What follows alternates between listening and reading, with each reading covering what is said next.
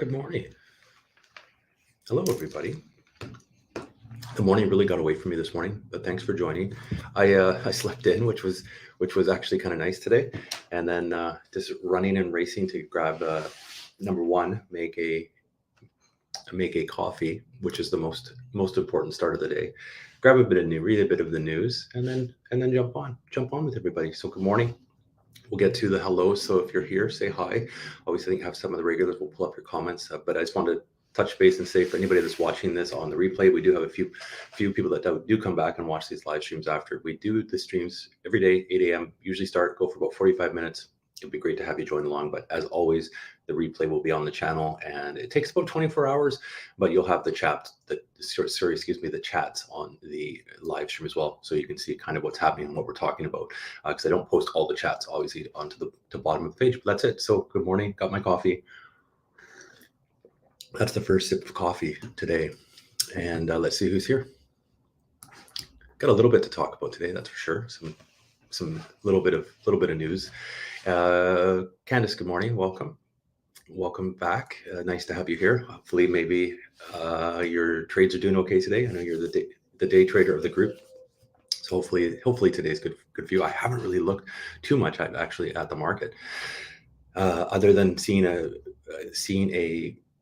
email from Wealthsimple that the Slate office REIT dividend came in, so I'm going to do a purchase of that today, and so that's some good news.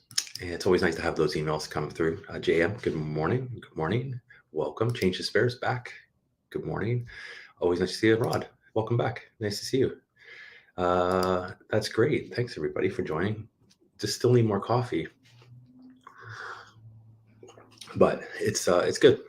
It's Wednesday already. These weeks are going so fast.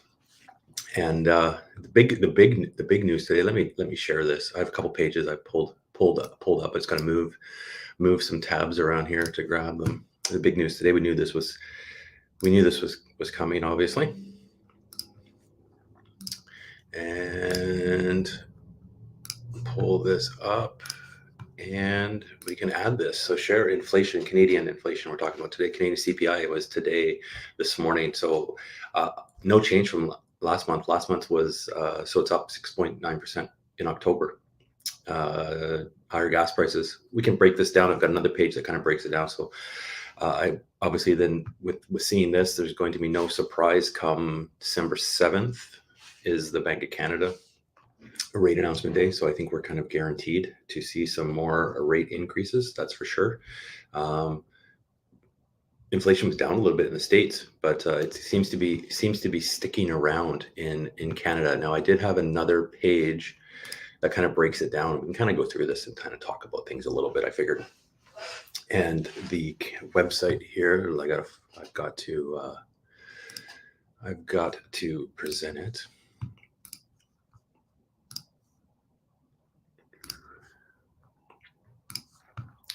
And there we go. So October. So Statistics Canada always has a good website. There's a lot of info on Canadian websites if you can find it and dig around for it. I find sometimes the search on them isn't necessarily the greatest, but if you head to Google, you can usually find the page you're looking for that way a lot easier than actually searching through a lot of the Canadian websites, because they seem to be like all over the place. One of the ones too is yesterday, because the TFSA announcement was we'll jump into this one in a sec because we always get sidetracked on other things. I did a video yesterday on the TFSA. So obviously because of inflation, the TFSA has been increased to $6,500. And I had a comment. It was from comment from Vic. It's like, it hasn't officially been announced yet. And obviously, I guess you would think the government put a big splash page. We pay maybe more attention to it than a lot of people, but it's hidden in this obscure page with all of the other changes to the different tax codes and child tax benefit stuff and pension stuff, and it's like you have to scroll way down, and then there's this little line, TFSA increased to 6,500. So it's like one line in this giant page of adjustments, and to find that one was through through Google as well. So kind of I guess the Canadian government can maybe do a bit better with it. with their websites, but I guess whatever, it's okay. So Statistics Canada CPI. Let me scroll. We can kind of come through because as we know, we're seeing this kind of in the big thing. So excluding food and energy, prices rose 5.3% year over year, but obviously adding in food prices and gas prices is more. So faster price growth of gas, mortgage interest costs. It seems to say here is it's they're moderated by the slowing price of growth of food, but I find it almost, and let me know your thoughts on this, everybody. I find food has gotten way more expensive all of a sudden. There must be, maybe there's a bit of a lag we'll start to see, but it's like, holy cow, you go in and, I mean, if you go check out how much lettuce costs, I mean, obviously I know we're going into winter, but if you think about it, lettuce can be growing in a greenhouse. So the cost typically shouldn't really necessarily, well, obviously energy will play a part in that, but the cost shouldn't, be that crazy. But, I was looking at, I think it was like a head of romaine lettuce and like, those bags of the 3 or 4 heads of romaine lettuce, which is really lousy quality right now. Anyways, it's like $8 or more. And it's like, holy, so it's like making these choices of what, it's like, no Caesar salad this week. So that was the one thing. Gas prices, and I have noticed that gas has definitely gone up. If we look in here, in September they were actually down, and I know you noticed that at the pump, right? That the price of gas was down, but again now back up, still under two. I think it's $1 where I am. I mean, let me know.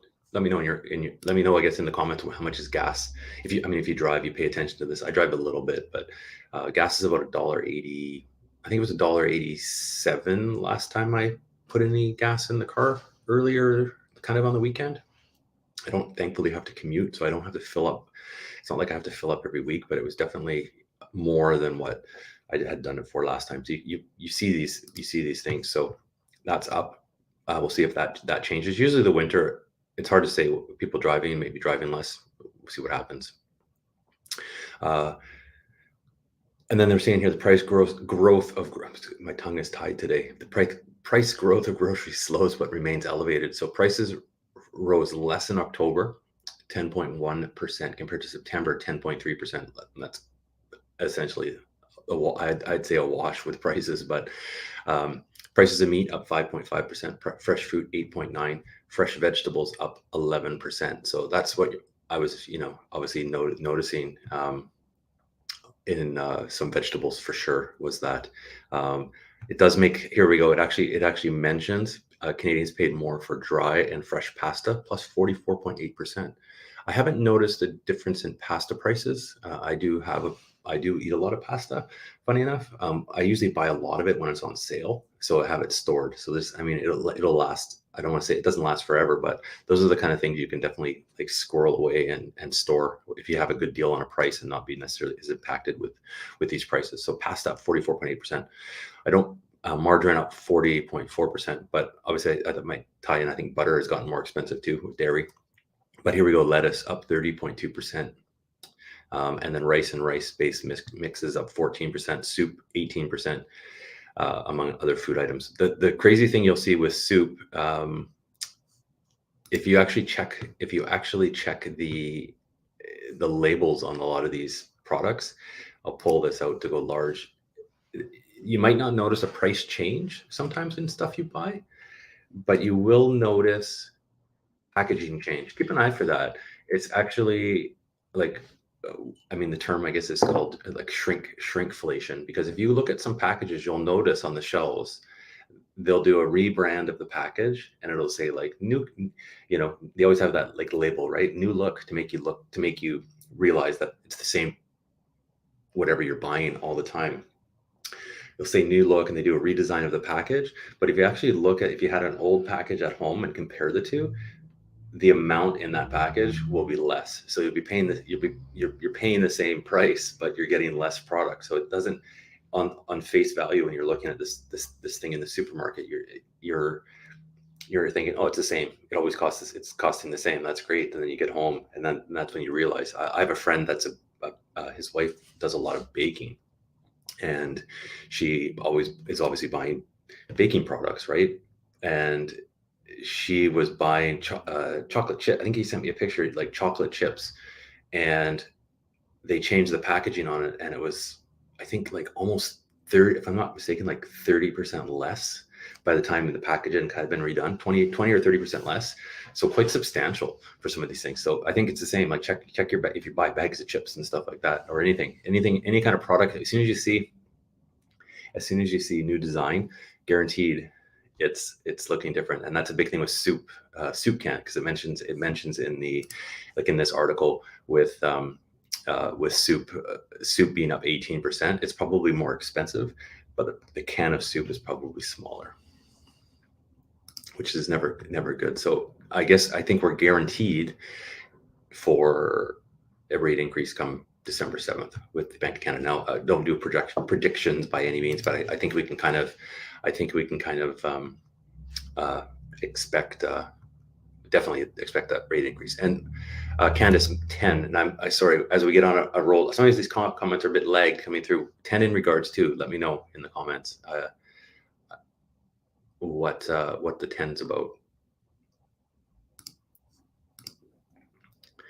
And everything else. I guess the general summary: everything more expensive, housing costs, rent costs, shelter costs, right? Everything expensive. But this is a good page. I will. This is on Statistics Canada, so it's actually right kind of the front. If you just type in Google, basically Stats Can. Oh, there you go. Yeah, chips with 10% bonus here. It's true. Right? If you check on that stuff, it's completely true, and it's shrinkflation. Yeah, I don't buy chips. Chips. I find, well, they're not healthy. I try and avoid all the sodium, we try and avoid all the sodium and salt from chips. I mean, you can get obviously unsalted stuff, but it's not as good. I'm a big my big thing is popcorn, and I've always liked popcorn. Like our family always had movies and popcorn, so I have that. I don't want to say every night, but pretty close. And that's my snack. That's my snack thing. So don't buy chips, because you can buy. The problem with bags of chips is no matter what size bag of chips you buy, you'll always eat the whole bag. At least I will. So I don't buy them. That's the secret to not eating a bunch of chips. It's the same with like candy or something like that. I know I'll eat it, so I just don't buy it. And I do find it's easier to eat healthy, like I've talked about before, doing the curbside, because I do the most of my grocery shopping. I still do the curbside pickup because I love the app. If something's running out, you just put on the app, leave it in your cart. It pops up, lets you know what your regular items are. I can check my last orders, because you're always usually buying the same, for the most part, the same thing. And it keeps you out of the market to be tempted for all these little extra little discretionary things that like supermarkets are so good at marketing you to want to buy. So I find if people are obviously, we're talking about it, inflation, right?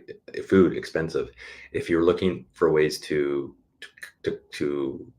save, you can definitely find deals through online places, because if you do the curbside, different places might have different prices, and you get stuff on deals a lot of times. But it also keeps you out of the market, and you're not tempted. You're not walking up and down the aisles. I find it such a waste of time, because I find my time invaluable, and I don't particularly enjoy going up and down the aisles browsing. I know some people do, but it's the way it's marketed, right? You're seeing different things that you would normally not buy, so your bill is going to be more. So I find that curbside works well to work with a budget, for sure, with all that. And then if we actually look like if you actually look, as we're talking about groceries, I can pull this up as well.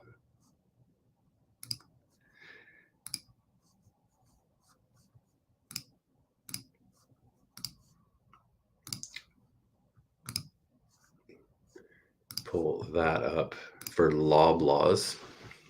Q3 profit revenue up from a year ago. So grocery stores are doing okay right now, for sure.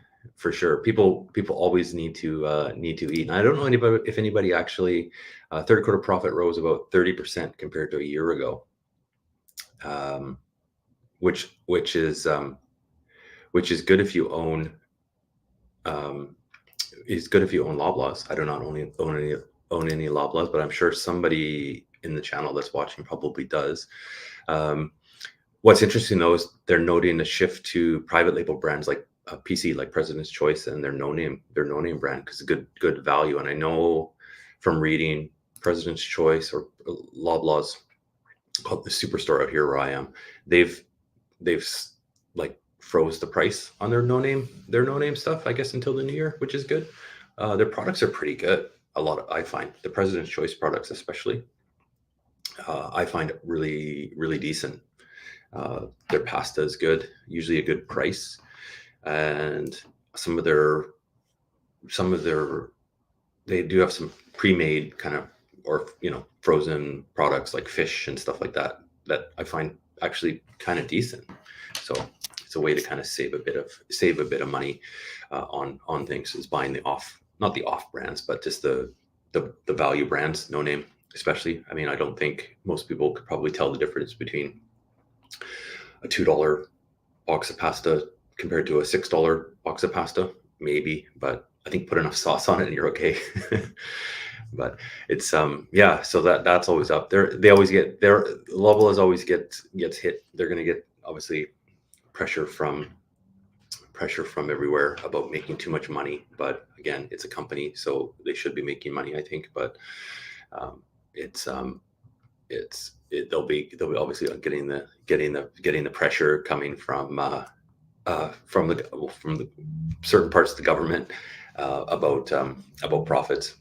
But that's par for the course, I guess. The one thing about Loblaws too has, and we've talked about a little bit before, is they do have that PC, that club, because you get the points, right? And I'm a big, really, if you can get if you get discounts on stuff or points back on stuff, they usually always have some kind of deal going on where if you spend X amount of dollars on your, if you do your grocery order, if it's X amount of dollars, you get certain points back. They have double points, all that kind of stuff. It really adds up. So I just kind of leave mine sitting there, and then I'll use it. You can, and ultimately, every kind of it's almost like every few months, you can almost get a load of groceries covered by the points. They can really add up quickly. And if you join and as a member, like they have a free version, and then they have a member card. The member card gives you, I'm not shilling Superstore, but I do the curbside. So the curbside usually costs $5. But if you're a member, they don't charge you a pickup fee, so it pays for itself if you do it for the the membership's $30, I believe, and if the pickup's 5 times, just do the math. You can pay that off pretty quickly. But they also give you double points if you buy their brand of stuff. So if you buy the President's Choice brand a lot, you get double points on everything, and tie that into like extra. They always have promotions and all that kind of stuff. The points can add up quite quickly to save some money and get some groceries, because groceries are expensive, as we just looked at. And that's the big one of the day. If anybody has any, as always, it's always if anybody has any questions, wants to jump on and ask any questions, fire them up. We always have a pretty good group of people here that if I can't answer it, point you in the right direction, usually someone can have that conversation with you. Always appreciated. And for market wise, like I did mention earlier, I just picked up because the Slate office REIT came in dividend today. So I will be buying one of those, just one share. That's okay. I'll have to transfer a little bit of top up over, because it's not quite. I don't have quite enough to buy a full share, and it doesn't allow. They don't allow fractional share. Well, it's such a It's a small price. It's under $5. So I'll have to transfer just a little bit over there. No other plans for big purchases at all this week. Waiting for payday, which will be next week, which is okay. So if anybody's buying anything else, let me know. And good morning, Sharma. Welcome. We were just talking about inflation. Hopefully, we're not talking about inflation forever. I think we're hopefully getting to the top of it. It seems to be. If the state seems to be coming down slowly, right? As they saw last couple weeks when they did their announcement. So maybe Canada just a little bit lagging from that. So hopefully we're starting to kind of hopefully get to the top of that. Time will tell. Hopefully, but we'll see what happens with.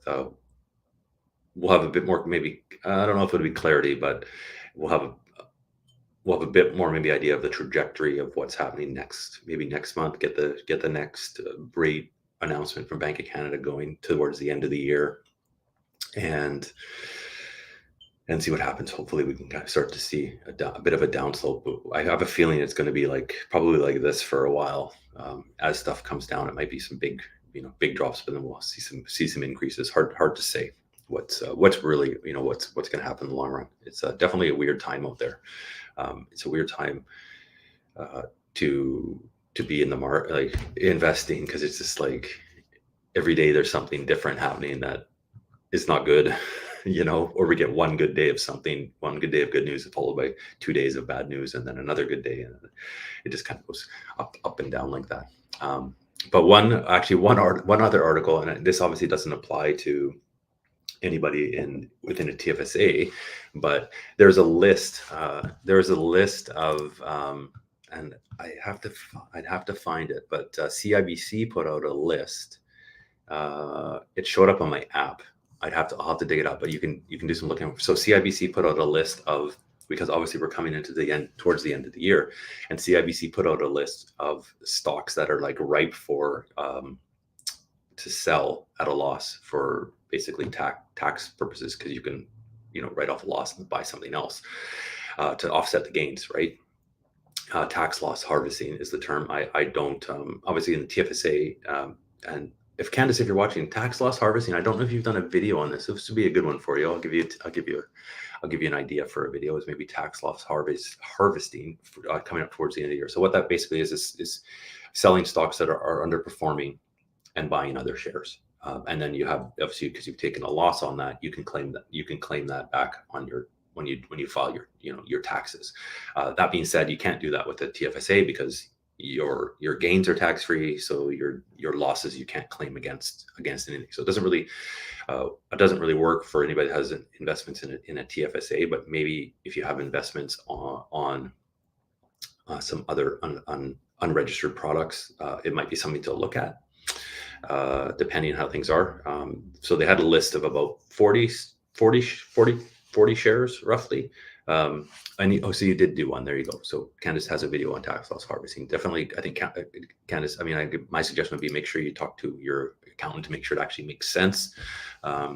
Depending also too what kind of stock it is or what you're there's a whole slew of reasons why you would or wouldn't do it. But that's something to maybe consider for people. I know Wealthsimple has that feature on their invest side. If you have, from reading, I've read, if you use their invest product, obviously unregistered accounts, you can turn on, you can select to participate in tax loss harvesting if you have over a certain amount of money invested.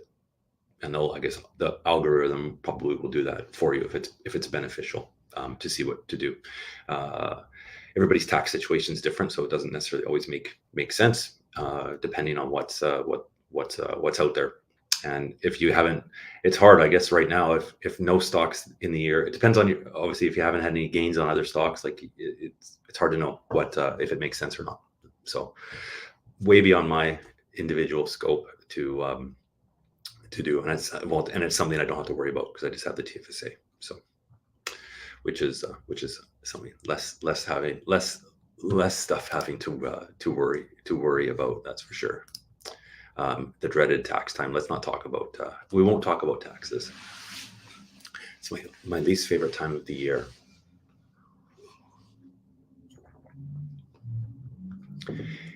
Yeah, and there we go. Mostly benefit. Yeah, it's and that's what we'll see. We'll probably see in the market some of these ones.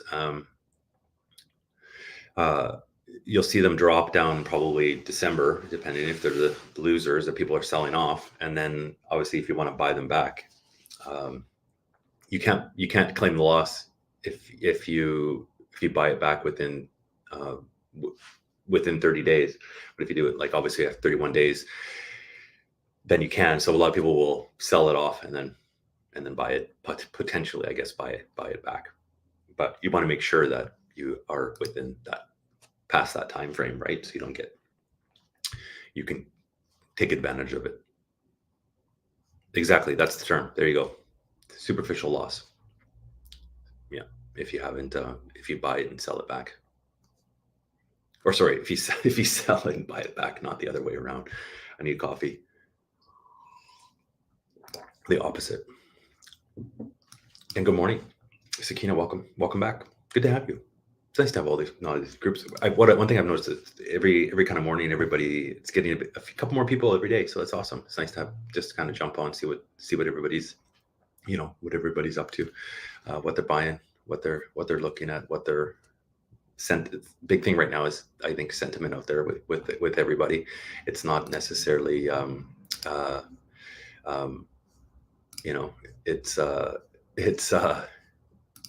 it's not easy to be invested in the market right now. That's for sure, because it's always easier when everything's going up and up and up. So I think we just have to get through this. Hopefully, we're getting towards the level off, and then we can hopefully go right. Hopefully that's what we're seeing, but slow and steady, I think we'll carry through, and life moves on. I think we'll be looking. I said it before. I think we'll be looking back at the prices of stuff now, and in 10 years, looking back, going like, that's at certain things. I wish I had more. Wish I had bought more back then. It's always the way. Hopefully. And that was all the news. Everybody else has anything else on their mind? It's always always jump in, by all means. Is anybody I guess the question for everybody that's watching is, have you bought anything today? Or if you haven't, what's on your shopping list for next purchase going in? For me, next time it will be, I want to do a deposit, and I'll do BTC.Y and BFE, my core. That's kind of what I want to kind of build up on in the next little bit. If I can try and budget $200, I'll do like two shares of BTC.Y and then one share of VFE. And then if there's a little bit left over, I will just kind of look and see what's around if it's something, maybe BTC. I do want to get more BTC.Y, so I might kind of put a little bit extra. There wouldn't be much left over of $200 to that. That will eat up most of it, or possibly like a fractional share of Telus or something like that. And then just carrying through with, if any, when the dividends come through, just keep rolling them in, which is really starting to add up, which is nice. It's nice to finally see. It takes a bit of time when you first start. You're kind of, it almost seems like you're just getting these little amounts, and then I really noticed this past year, but probably more so this past 6 months or so, that they really started to. It's like a snowball. Really, it's like you're making a snowman.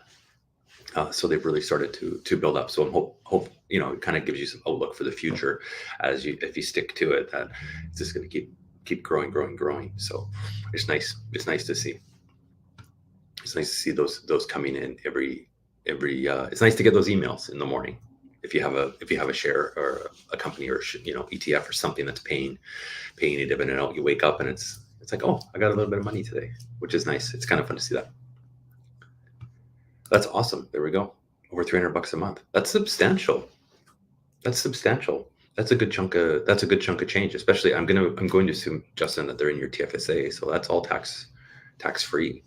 And if, as long as you're not selling anything, I'm going to assume you probably just you obviously reinvest them. Justin, I'll pull your comment up again, like right back in the same ones. So it's just going to grow and grow and grow. Hopefully, as long as, like, obviously the dividend amounts can change. So that's pretty awesome. And I'll skip Sharma's comment for now, but I'll get back to you. And so wife is over $350. That's really awesome, because $350 is, I mean, it doesn't go as far in the grocery store, but that's substantial, especially when it's if you're able to put in $300 a month. Even just if you were able to not put like any new money in that's going to really start to grow. $350 a month, or $350, and it's like, even if you just left it and forgot about it and just kept rolling in your dividends, you'd see some, after 10, 15 years. I don't know how old you are, Justin, or when you're thinking of retiring or whatever, but that's awesome. Good for you. It's nice to hear. And Sharma, Amir Energy, I don't follow that one. And you own Fortis. Yeah, I think you mentioned Fortis before. Amir Energy, haven't heard of that one, but that's good. It's always nice to hear these new ones. If anybody's looking for ideas, maybe check out Amira. Fortis is a popular one too. And Sakina's buying more EQB Bank. I'm not sure what it's doing right now. I don't really follow EQ Bank. Someone had a good actually. And someone had a good comment on EQ Bank on my Sakina, and well, everybody is on my TFSA video, because the limit of, and they worked it out. If you started out putting your TFSA, like, just as of January 1st, so we can put in $6,500 starting January 1st. As of then, if you've been eligible to put in money since the beginning, 2006 or 9, you could have $88,000 room in your TFSA. And they actually worked out. I'll work it out. Let me just pull up and see their comment, because they actually worked out. It was pretty good. If they put it into a GIC, and they were mentioning Laurentian Bank, I'm not sure what their GICs are paying, but right now I guess they're paying 5.5% for 1 year. If you had all of your TFSA in there for a year, if you had $88,000, you'd have almost $5,000 tax free from a GIC. So something to think about. It would be nice if Wealthsimple had GICs. Maybe, I know there's some different places. I kind of like having my money on relatively one place. It would be nice if maybe they started offering some GICs to break off, put a bit of money in a GIC, because the rate, they're paying good returns right now, just for a year. If you can afford to lock it up. I mean, that's the one thing that's good about it. The TFSA trading account is you can always, if you need to pull it, you can. But and Zach, welcome. Crazy week. Well, it's always good if you're busy. If you're busy at work, that's a good thing. It means you're hopefully making money. But that's okay. It's good working. It's good to be working. Don't worry. You can always catch the replay. But do appreciate it for just popping by to say hey. It's always good. And JM, dividends $50 a month, slowly growing. 50 is good too, because I mean, that's $600 a year, right? That really adds up. And you'll start to see, I mean, depending on what shares you have, you'll start to see as the quarterly ones come in. Those ones seem to really bump it up as you get those quarterly ones. And then we'll get usually there's something that comes like at the end of the year, right? For the year end one, you might get an extra little bit sometimes coming through, especially from some of the ETFs might pay. I think VFE did last year, if I'm not mistaken. $50 a month, good. $600 a year. Just keep doing it. Rolls. And Sharma's at 30, $29. That's nothing wrong with that. Yep. I'm just over. Let me see.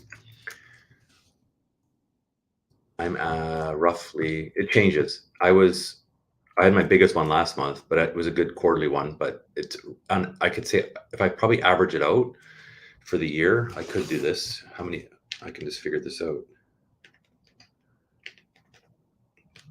and we've been 10 months.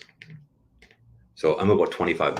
If you average it out over the year, it's kind of misleading though, because I've done deposits over the year, but it's averaging, like if I average mine out for the whole year, it's about $25 a month if I average it out up year to date, but starting to kind of get more, it's closer to 30.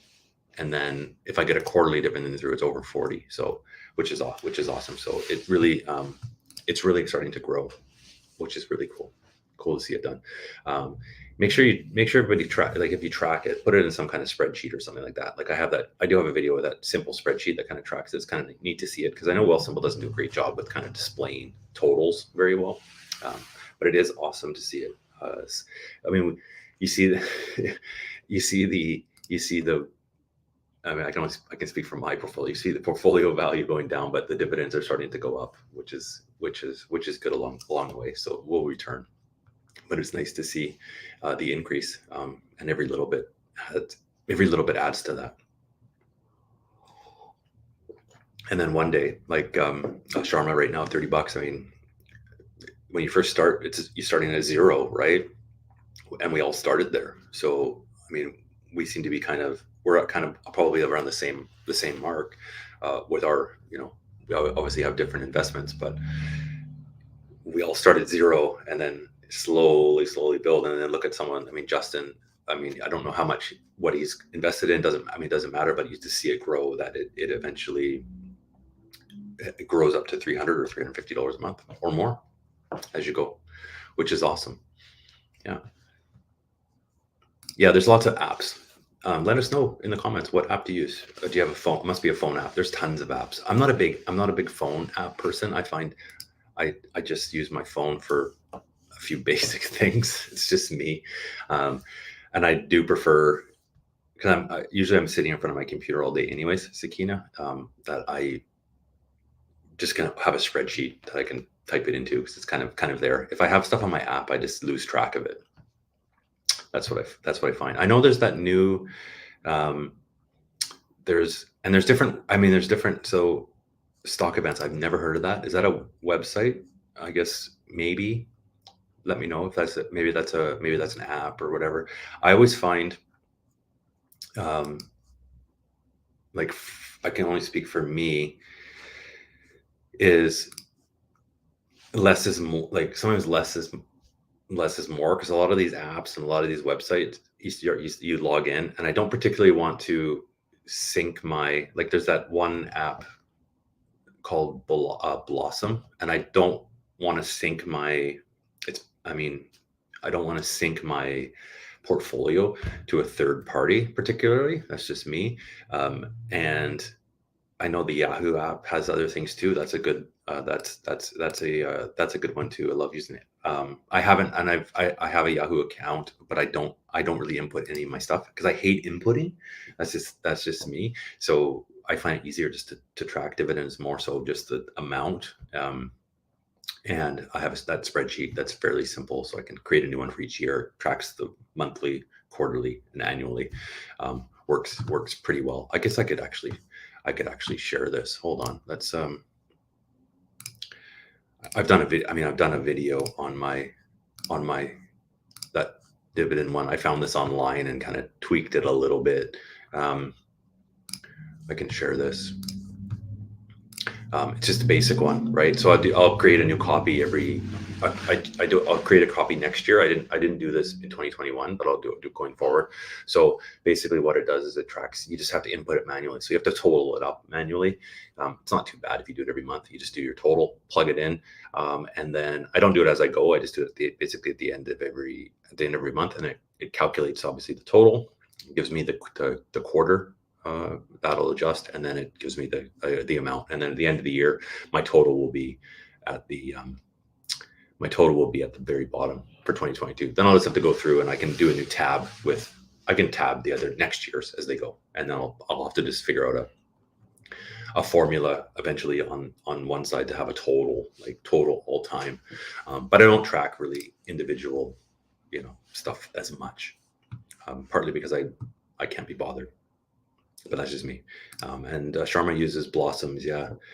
Yeah, I'm just not a sync. Like, I know you can put it in manually to see the thing with um, the Blossom app. I find it it's kind of a good idea, but I don't like it syncing. And what I've noticed on it too is that it keeps reminding me to put my stuff in there. I would prefer just to go on there and be like a bit more of a lurker for the time being. I hate these apps that really start pushing you towards doing stuff like syncing, um, because I don't really want to sync it to a.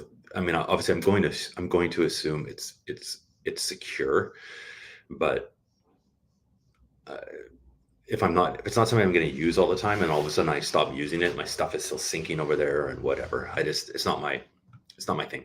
So hopefully they maybe get that solved to stop the pop-ups. But yeah, so I'm not the only one that feels that way. I, you know, yeah, it's just me. But it seems to be okay. I mean, it there's some kind of different articles on there. I just find, I think I mentioned this before, like with social media stuff, you only have so much time in the day, and you if like especially being doing stuff on YouTube and working and everything else, it's like you can only have so much time to check out different places, and it's just um it, I just you only have so much time in the day, so I just kind of find my time more valuable to not go on all these different things. But that's just me. There's some good little posts on there, stuff like that too. So if you like it, you like it. There might be some good things, but yeah, just lurk. It's kind of neat to scan through. But then part of it's like how much I honestly I don't check it every day. This is not for me. I'm maybe not their target market, but I'm on there. But I can't be bothered. Like for me, for Blossom, I don't want to sync it, and I can't really be bothered to put my portfolio in there. And I know that's their idea, but it's like I can't be bothered. And I hate getting notified all the time that I haven't put anything in there and complete my profile. So it's like I just kind of shut it off. But so that's it. Hopefully it works out for them though. So all these ideas for new businesses, see where they're going, but not necessarily my thing. As we come towards the end, again, obviously awesome. I love all these questions, but we were, as I kind of mentioned, social media and YouTube as well. Obviously, I do YouTube. I have we're finally kind of touching base with Candace. We've been talking about it a little bit, and we are going to be doing a collab video live stream. We'll do it on, I believe, this channel. We'll hash it out. It's going to be on a Saturday, so a little bit different for this channel. So we might get a few different people in here. We're still hashing out what Saturday to do, but we'll have it posted very quickly. We were kind of talking. Finally got a hold of messaging people yesterday, so we'll get back and we'll set up. What we'll do is we'll set up the time, and we'll have it posted on. I'll have it posted well ahead of time. Probably trying to aim within the next. Obviously, we wanted to get it done before the holidays, which is because obviously everybody is really busy on the holidays. So we'll have it scheduled before then. I'm thinking probably in the next few weeks for sure. We just have to hash out a date that works well for both of us and the time that works the best, because we're in different time zones and all that kind of good stuff. So double check our calendars to make sure that we're not overlapping with anything. But we will have it posted well within time. And if you're watching Candace's channel, she'll be mentioning it as well. So you can always kind of come back. And if you don't make it live, I'm going to have some posts on my community tab. If you want to have questions, if there's any questions about YouTube, there'll be a lot of info. It'll be a lot of fun. We'll kind of talk about what we talking about, kind of how we got started in YouTube, and then kind of go into what kind of happens behind the scenes of all this. If there's any interest in that, and how we kind of get started, and kind of a bit of our history kind of coming up, because I know there's been some interest on that, and what the heck, how we actually got it. Will be, and there we go. It will be an epic show. It'll be a lot of fun. This is the one thing I think about YouTube. It does a really good job of connecting people that are very like-minded, and have the same interests with their community, especially through live streams. I've been on listening to a lot of Candace's live streams. I mean, obviously finance is right up my alley, investing, that kind of thing. So we'll come together. It'll be fun. And we both have channels that, I mean, Candace is doing great with her channel. It's awesome. And we've both been, going through startups of channels and learning as we go for little things. And it'll be epic. There we go. It'll be a lot of fun. So we'll definitely post it with a lot of with some and Candace, you're watching, obviously. I'll reach out to you again today, reply to your email. We'll hash out a date and time for sure to get that going, and then we'll have lots of posts. I'll do some posts on the community tab with some questions, ahead of time. So if you want to ask, you can always do so. And we'll do our best to kind of have that fun. I think it'll be a lot of fun, and there will be coffee. Oh, Abigail, that's okay. Jumping in, we're towards the end, Abigail, but it's nice to have you here. Don't be too. It's okay. Don't be too sad. Like I said, the live replays will always be loaded on, so you can always catch them out. But good to have you pop in. It's always nice to say hey, see how people are doing. So lots of top in today. So. But on that note, since I've talked about all the news, talked about the purchases, talked about inflation, unfortunately, we're coming up towards the end here. I do actually have I have like these back-to-back, those like Zoom back-to-back days. That's my day today. I have another call, like literally the live stream. This live stream is going to, when it ends, I have to jump literally right on a Zoom. There's like no one of those. It just worked out one of those days today, which isn't the greatest, because you get a day of Zoom meetings and you're just beat by the end of it. But such is life. And if you're not working, I think like Zach said earlier on, it's been a crazy week, and it's the same for me, but it's good. It means that if you're working, it means that you have a paycheck. So it's always a good thing. So on that note, coming towards the end, what it will do, it's always fun. We start off with a fireplace. It's a nice relaxing start to our day, little fireplace finance. So before we go, just want to thank everybody for joining in. 16 people watching. I think every day we kind of get one or two more, and we kind of like beat these records all the time, which is awesome. It's kind of fun to see people joining in. Thanks to everybody for watching. Before you go, obviously don't forget to like the stream. We always put that on before we go. Do appreciate it. Helps out the channel. And if you know someone that might benefit from watching some of these videos, if they're a new investor or they're a seasoned investor or just have an interest in investing, pass on the channel link. You can check that out obviously, on YouTube. You can share the channel. It would be great to if you could pass it along to a friend or family member that you think might be interested to help the channel grow. It's always good. And let them know if they want to join on the live stream, they're welcome to. But tons of other good videos on there too. I will be doing because we're towards the midweek, I will be doing an update video on the portfolio. I like to kind of do that midweek. So I will get that. We'll get that done probably after the market's closed today. We'll see how we go. We're not the market's still open. We'll get that up there on the channel, so you can check that out. And then obviously, if you haven't caught it already, there is the channel.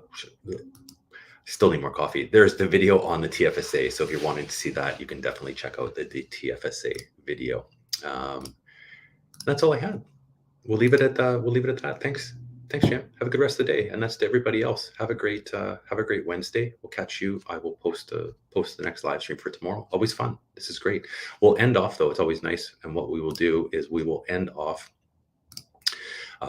with a little bit of fireplace before we go. So let's we'll remove Jay's comments. We'll let you end the stream with just a little bit of fire to relax us into our day. Maybe top up your coffee. Thanks so much, everybody. Have a great day.